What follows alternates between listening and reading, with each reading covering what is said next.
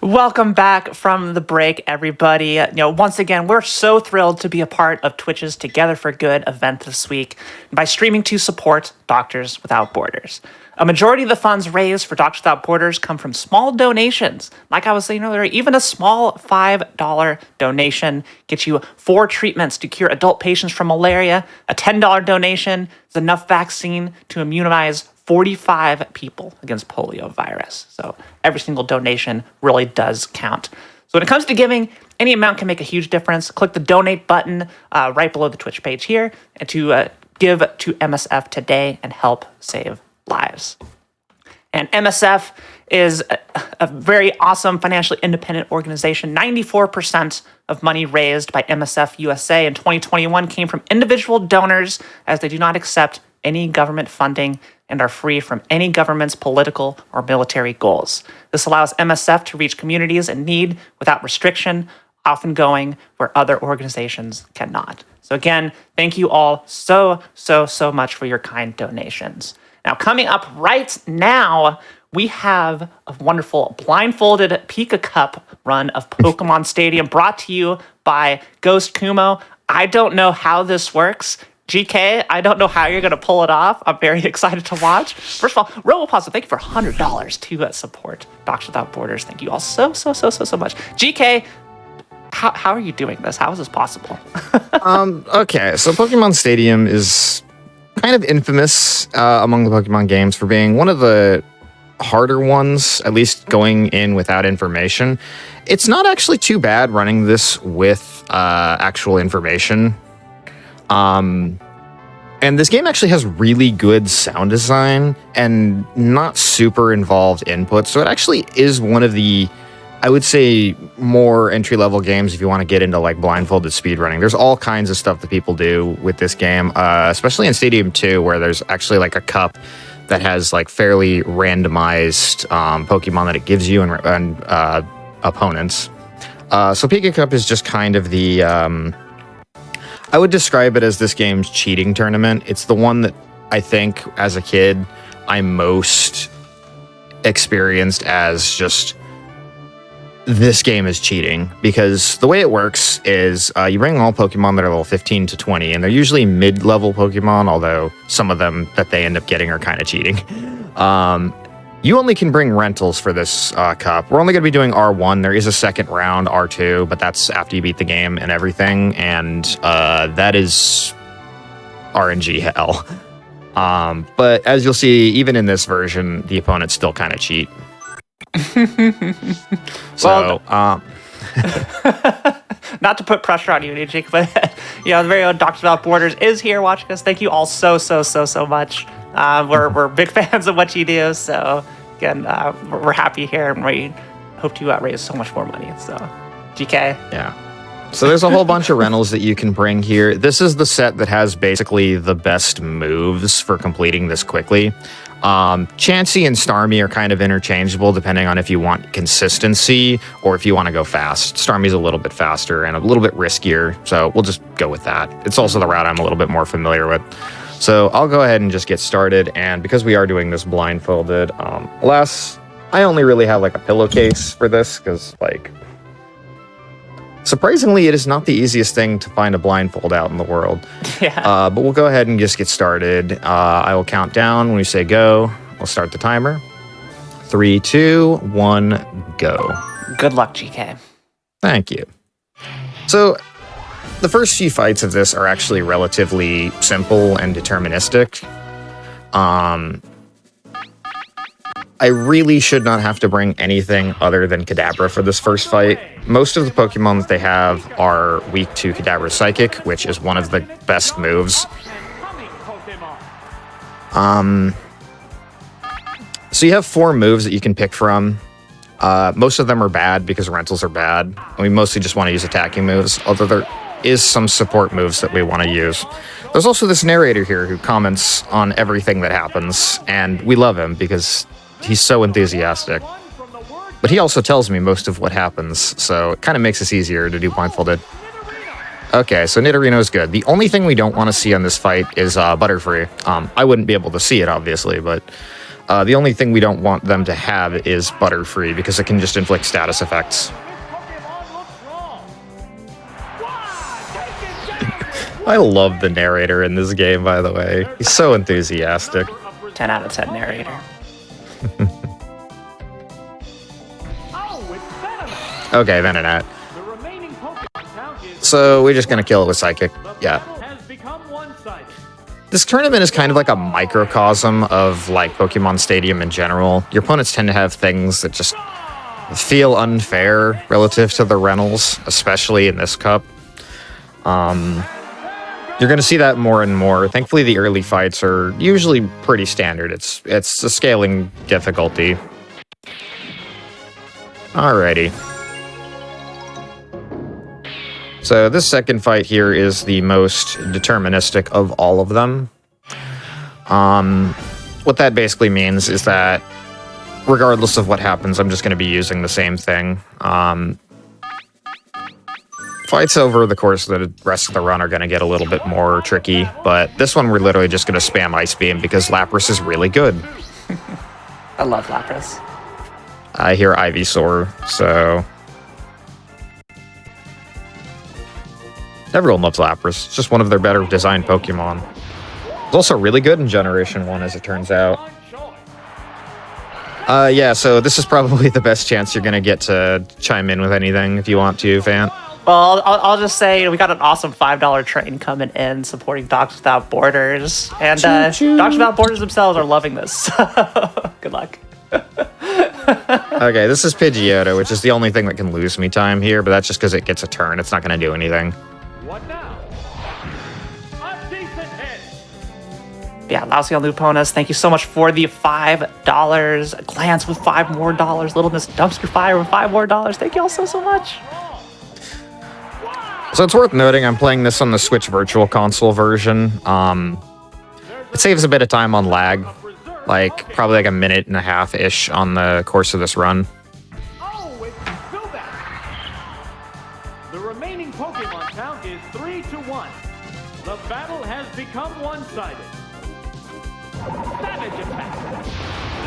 So menus in this game aren't actually super complicated, thankfully. It's one of the nice things about this game that makes it quite accessible as a blindfolded speedrun. And I would argue that like this is one of the better games out there for somebody who might be visually impaired to be able to like still piece together a pretty good amount of information that you might not otherwise be able to in more rigidly or less rigidly structured games.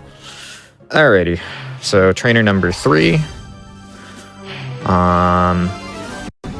For this one, we're gonna be bringing Raichu and Starmie. Starmie is just the most options because it has both Bubble Beam and Thunder. But yeah, we kind of hate Thunder. For anyone who's ever speedrun this game, Thunder is kind of your like worst enemy because it's the best move in the game, but it is also 70% accuracy. So this trainer has mostly water types. If he brings a Nidorino, we'll use Bubble Beam, but otherwise, yo, let's go. We got blessed by the fish. Yeah, Starmie one-shots everything on the team. We just hope it actually hits Thunder, which it missed, but oh well. What now? It's a light hit. What a furious battle. Two things that can lose time here are Thunder misses and if he sends a Nidorino. Oh, that's a miss. And you see exactly why we curse Thunder. This is part of why Chansey is like usually the like beginner-friendly route for this, slash the route that's actually suggested by most of the top runners to get into this. Chansey has Thunderbolt, which hits accurately, but it's less risky, but we want to go fast. Holy Whirl, okay. So no Nidorino this time. The remaining Pokemon count is 3-1. The battle has become one-sided. How's that? So yeah, 3 super effective hits is pretty favorable here. The teams are going to get a little bit more varied as it goes on. Alrighty.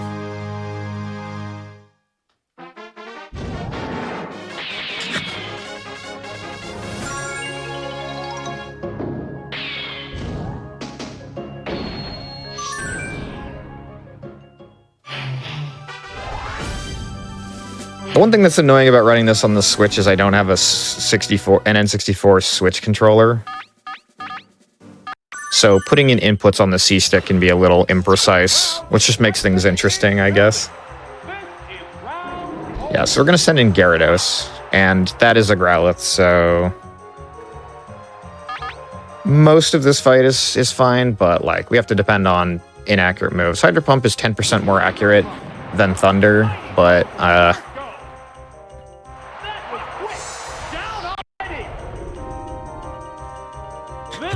I've still had fights where I missed 4 Hydro Pumps in a row. This game is just an RNG gauntlet. The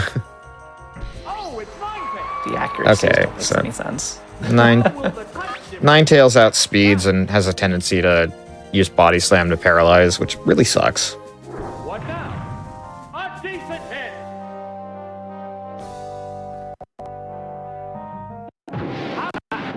The delay in audio there made me scared that he was going to say, "It's gripped by paralysis," because that's the one thing I don't have with audio cues is when the enemy hits me with a status effect, it doesn't tell me. It's one of the few things missing from audio cues. Okay, Vulpix, good. Gyarados gets the clean sweep here. Alrighty. So it's just got fire types, easy enough to one-shot with Hydro Pump.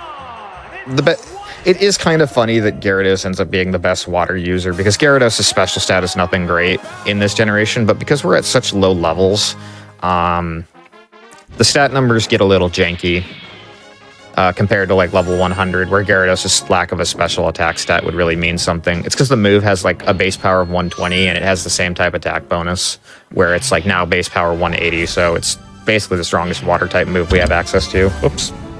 I apologize, I might hit my mic. I can't believe a burglar is in the Pika Cup. Like, come on, what's going on here? Who's betting this?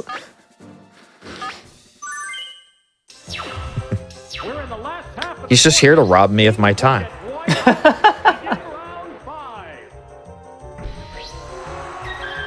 Ooh, that's not what I want to hear. Okay, so that's Porygon.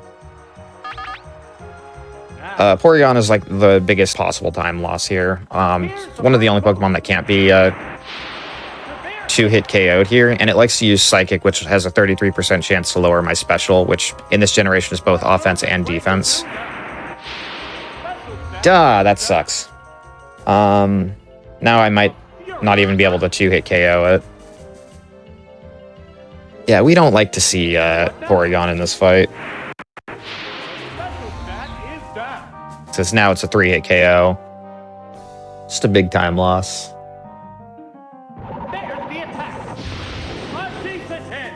Okay, hearing Ice Beam is also scary because there's a chance it freezes. So, and freeze is just auto death in this generation. All right, we took care of Porygon, so.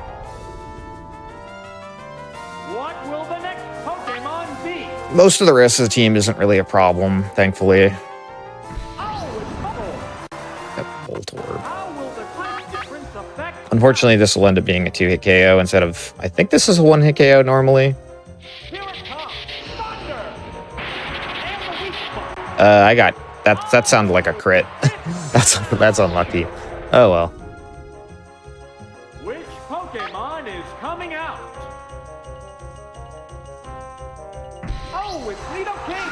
So we don't actually want to bring in Nidoking too often in this category, but he is there as a contingency, and we love Nidoking. He is the ace of the Generation 1 speedrun, so...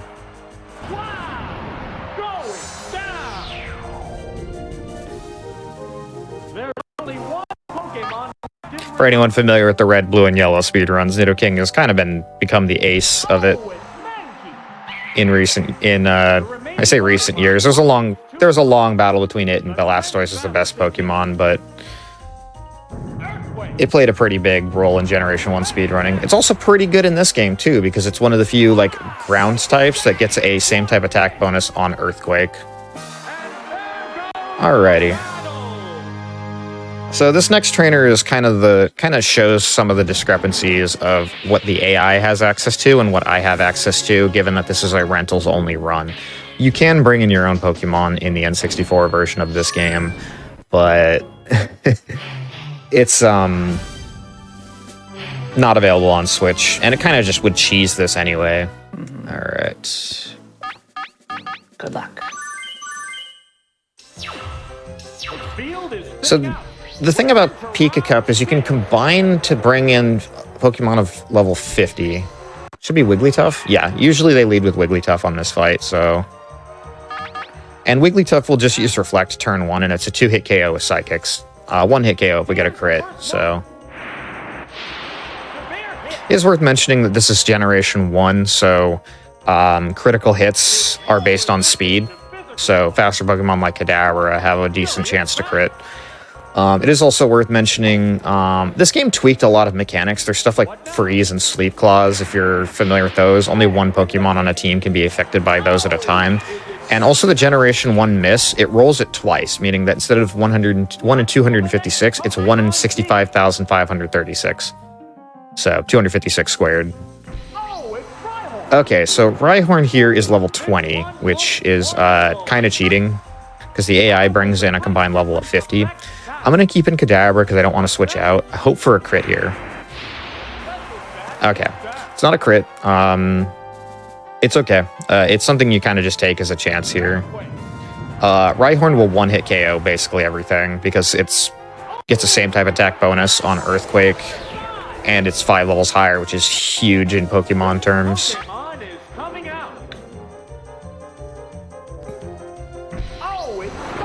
Okay, so the thing is that Rhyhorn is not very fast, and Starmie is like one of the fastest Generation 1 Pokemon, so I'm gonna use Bubble Beam, and that'll one-hit KO it. If one-hit KOs it from full, so levels alone don't make up for stat and weakness differences, and it's double weak to water-type moves. Okay, Seadra, this particular team combination is pretty common, and Thunder usually will kill Seadra, or at least bring it close. Let's go, one-hit KO, alright. Nice. So this next trainer here is by far the roughest of the run. You're doing great so far. Alright. So this one's going to be the one I need the most focus on. Best of luck, GK. You got this.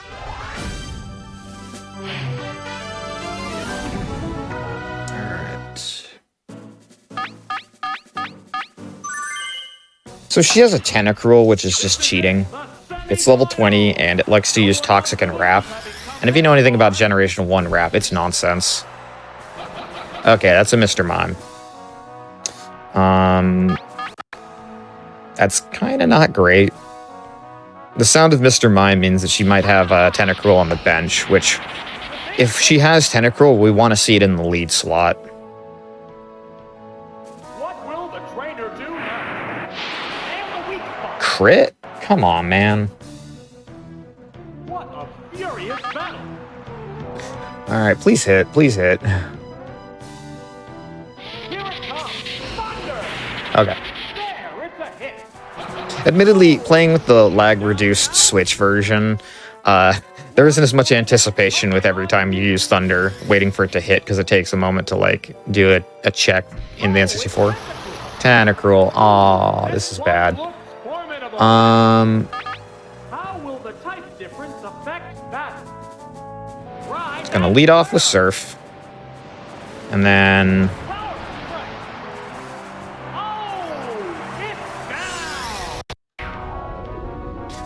I might have to do a restart here. Thankfully, I have a few continues. This is why my estimate is as high as it is. Can strategy overcome the level disadvantage? So it's going to use Toxic or Wrap here. Usually it uses Toxic. Oh, toxic! All right. It often slowly damage the opponent. So we hope for Thunder to hit here. All right. I should bring it to 2-hit KO range. Neither one is That should be one of the 2 hits I need to KO it. Now it's going to use Wrap, which is just a cheating move in Generation 1. a decent hit. And yeah, so the way Wrap works is it locks you in place and just repeatedly hits you. In the main games, it'll continually hit you regardless if you switch out. But in this game, they thankfully fixed Wrap where if you switch it out, like you if you switch out from Wrap, it will have to use the move again. The poison will slowly sap the strength.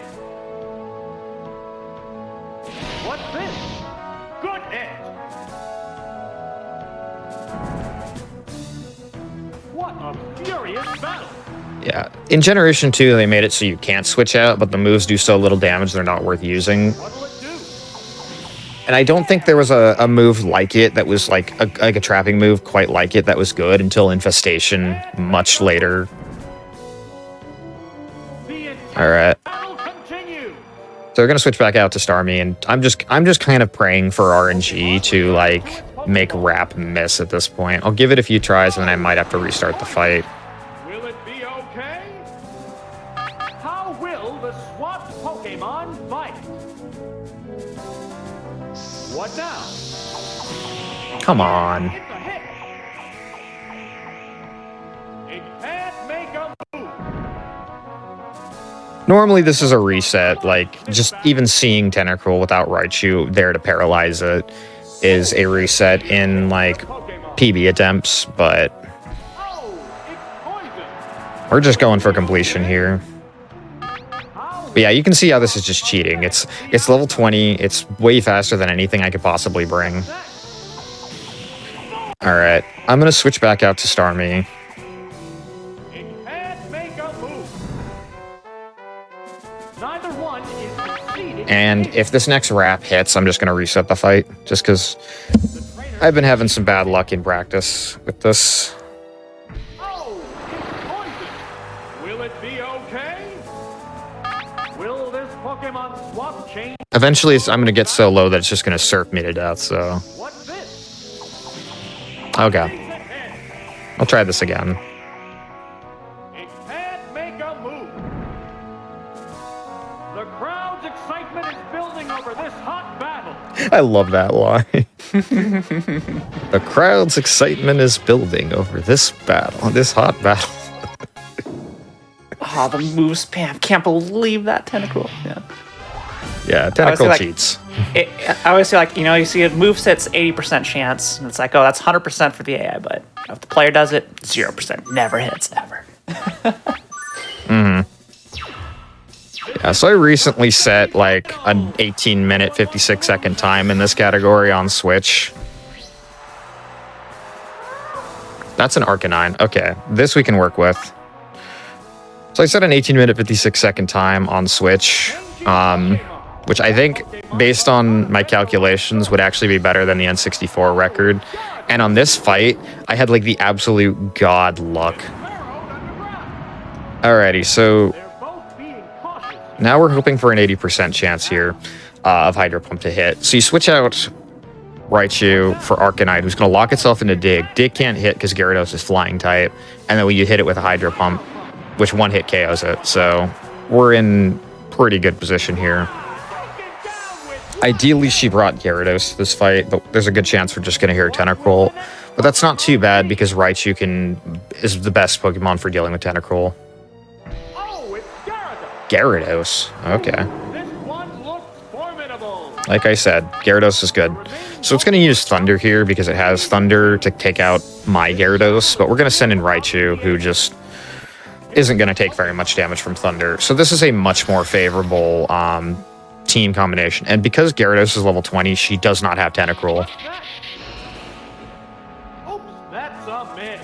Not so funny when it happens to you, is it? Swap teams will follow a battle. Here it comes. Thunder!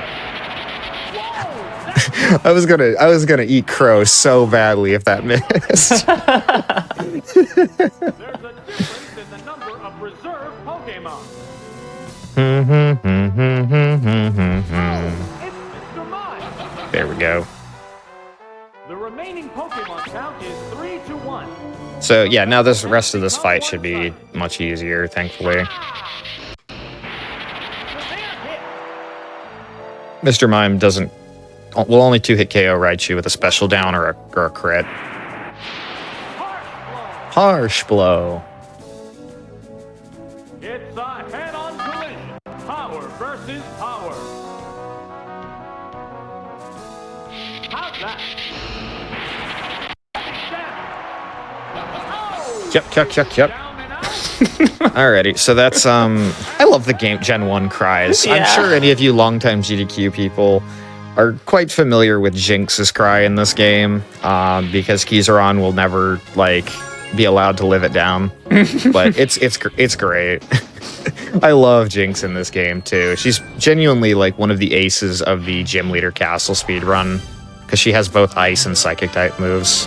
Yeah, it's so interesting how recognizable they are. These just little things they made up for a Game Boy. Yeah, there's so much personality in the animations in this game. This is honestly, in my opinion, one of the best looking N64 games.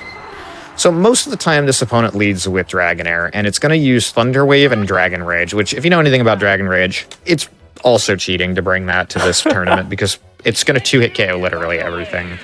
So we hope that we don't get paralyzed here. It's paralyzed All right. on the spot. They're both being cautious here. Then it's going to use Dragon Rage, or Wrap. If it uses Wrap, we're just resetting.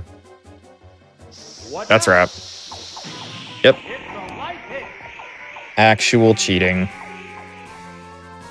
It can't make a move. What a furious battle. All right. Wonderful video game. Wonderful video game. I should have... I'm pretty sure I have 4 continues. Alright.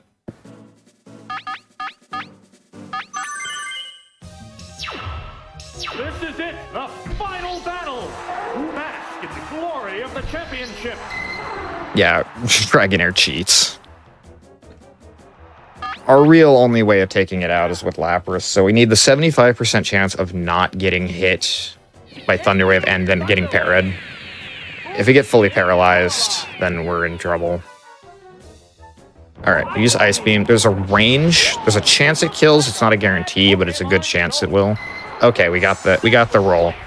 So the way damage works in this game is it rolls I think it's 39 different outcomes, ranging from 85% to 115% of the mean damage there. How will the type difference affect that? So effectively every move we do has random amounts of damage that can do. Super effective.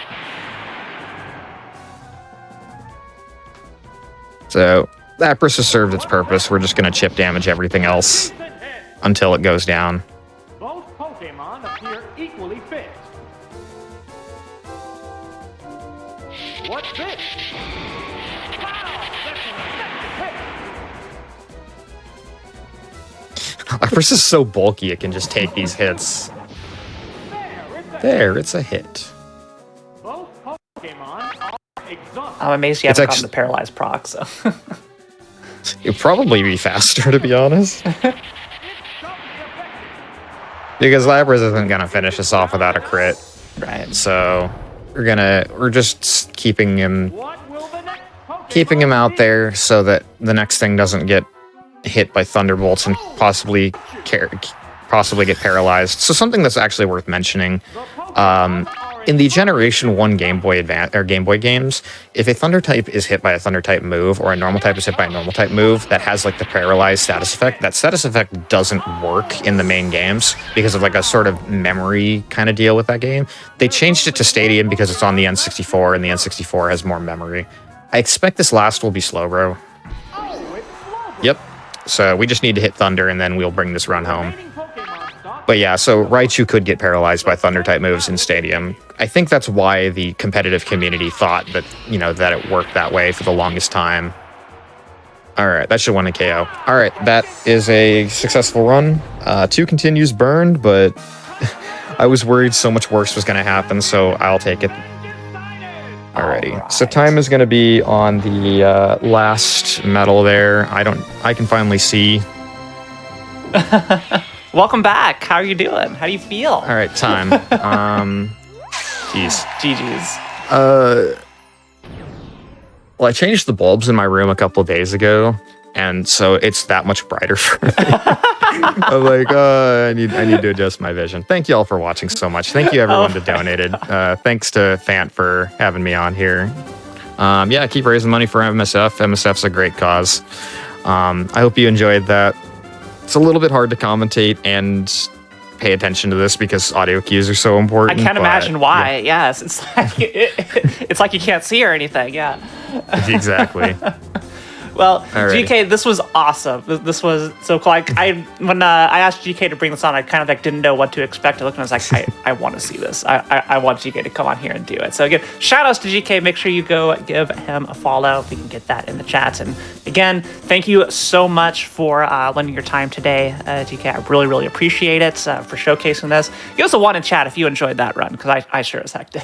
I was kind of on the edge of my seat whenever the rap came out. I was like, you gotta be kidding me. This game is such BS, Yeah, it's nothing compared to round 2 gym leader castle stuff. Yeah. Anyway, everybody, we are going to be going into another break as we get set up for our next run, which may be something you all are familiar with Untitled Goose Game. Of course, exclamation point schedule to see today's list of runs. Again, everyone, thank you so much for your donations. We'll see you all after the break.